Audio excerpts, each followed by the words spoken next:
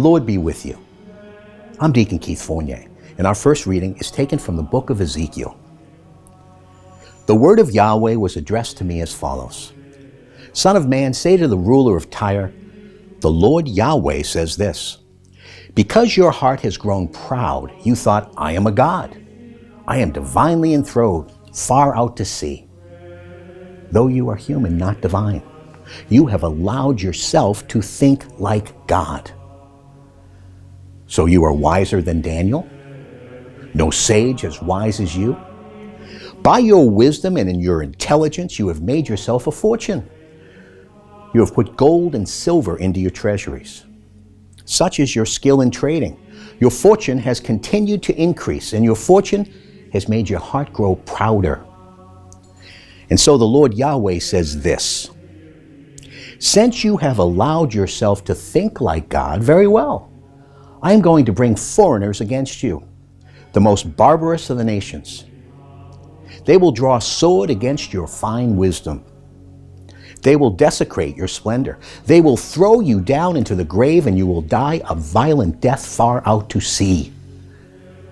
Will you still think, I am a god, when your slaughterers confront you? But you will be human, not divine, in the clutches of the ones who strike you down. You will die like the uncircumcised at the hand of foreigners. For I have spoken, declares the Lord Yahweh. And our response is taken from Deuteronomy chapter 32. I should crush them to dust, I said. I should wipe out all the memory of them. Did I not fear the boasting of the enemy? But do not let their foes be mistaken. Do not let them say, we have got the upper hand, and Yahweh plays no part in this. What a short-sighted nation this is, how thoroughly imperceptive.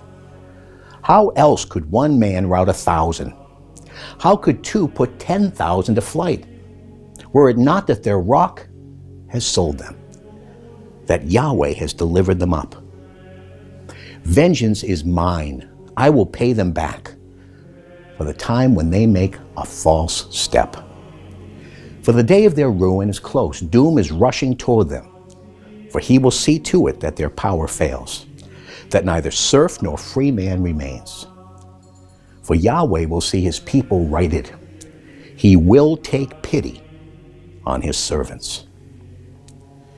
In a reading from the Holy Gospel according to St. Matthew.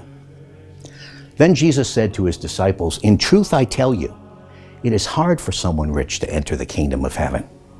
Yes, I tell you again, it is easier for a camel to pass through the eye of a needle than for someone rich to enter the kingdom of heaven. When the disciples heard this, they were astonished. Who can be saved then, they said. Jesus gazed at them. By human resources, he told them, this is impossible. For God, everything is possible.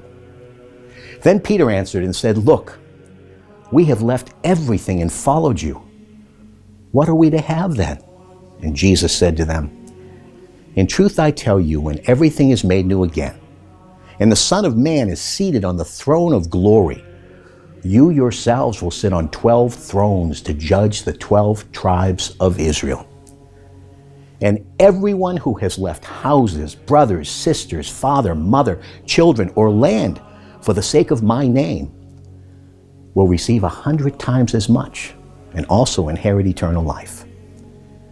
Many who are first will be last, and the last first.